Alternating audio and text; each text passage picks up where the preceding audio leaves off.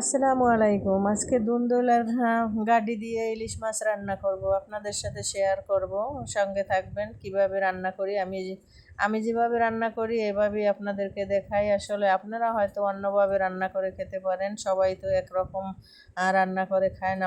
সব মানুষ একরকম হয় না, আর সব মানুষও এক খাবারে একরকম রান্না করেও খায় না। তাই আমার রান্না হয়তো একরকম, আপনার রান্না হয়তো আর এক রকম। তাই আমি কিভাবে রান্না করি তাই আপনাদের সাথে শেয়ার করলাম। দেখতে থাকেন। আসলে আমি মাছটাকে সবসময় সব কিছু মেখে তারপর ভাজা ভাজা করি। এখানে আমি পেঁয়াজ আর লবণ তেল সব কিছু দিয়ে মাছটাকে এখন ভাজতে আছি। এই মাছটা আদা ভাজা হয়ে গেলে মাছটা আমি এক মশমশা করব না, এভাবেই এখন উঠাইয়ে রাখবো। উঠাইয়ে আমি তারপর তরকারিগুলো সব সুন্দরভাবে কষিয়ে নিব।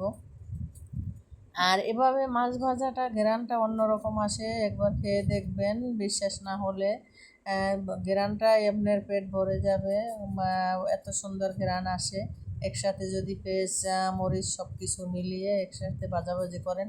আমি আর বাড়তি মশলা দিব না, এই মশলা দিয়েই আমি মাছ কয়টা উঠাই রাখবো। আর এখানে যে মশলাটা আছে এই মশলাটা দিয়েই আমি তরকারি কষিয়ে রান্না করব।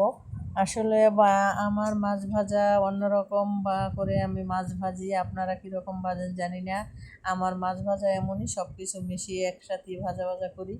এখন আমি এই যে দুন্দল আর কচুরমুখী বলে, আমরা গাঁটি বলি, কচুরমুখী বলি, যে যা বলে, আমার এটাকে সুন্দরভাবে কষিয়ে নেব।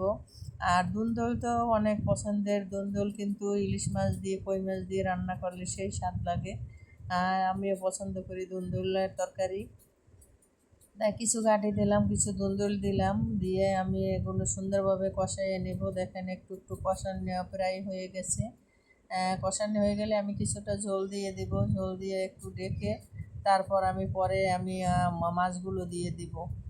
আসলে এভাবে রান্না করলে দেখবেন ঘ্রাণটা এত সুন্দর আসে, আপনার খেতে বারে বারে খেতে ইচ্ছে করবে।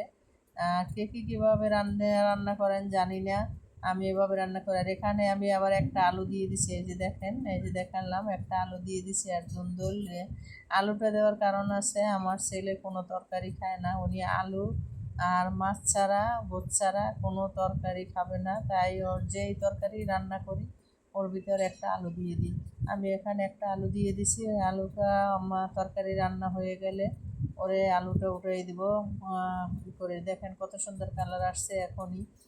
একটু বড় আসলে আমি মাছগুলো দিয়ে দিব। আর ইলিশ মাছের ঝোল আসলে অসাধারণ। ভাজার চেয়েও ঝোল ভালো লাগে। সবাই আবার পছন্দ করে না, আমাদের ঘরে বেশি ভাজা ভাজাই পছন্দ করে। আমি প্রায় প্রায় দেখেন ভাজা ভাজা রান্না করি। এই যে দেখেন মাছগুলো আমি এখন দিয়ে দিছি। মাছগুলো এই যে কত সুন্দর কালার হয়েছে। এখন এই তরকারিটা হয়ে গেছে, আমি একটু ধনিয়া পাতা দিয়ে এখন উঠিয়ে